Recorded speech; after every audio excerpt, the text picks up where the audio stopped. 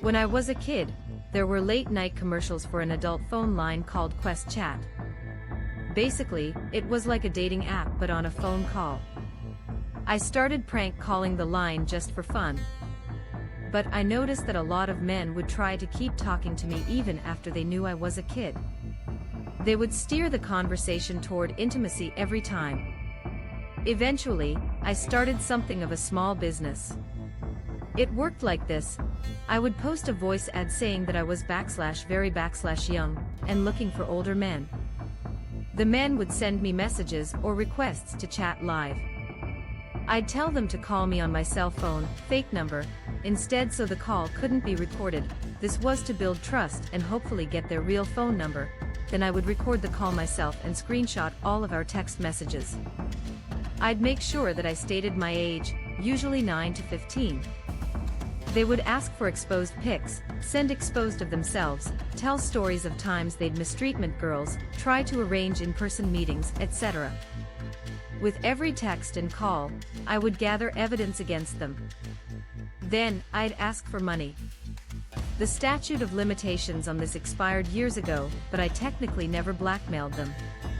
It was an unspoken understanding of what the consequences of not ponying up the cash would be.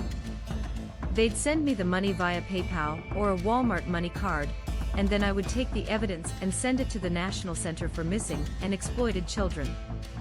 You may be wondering why I snitched anyway even after they paid me. Well, that's because they were pedophiles whether they paid me or not. Why did I ask for the money in the first place? Because I get to screw over pedophiles and buy snacks. What's the downside? With all this Epstein stuff, some people are surprised by how many pedophiles exist, but I'm not. It was extremely easy to find men for this.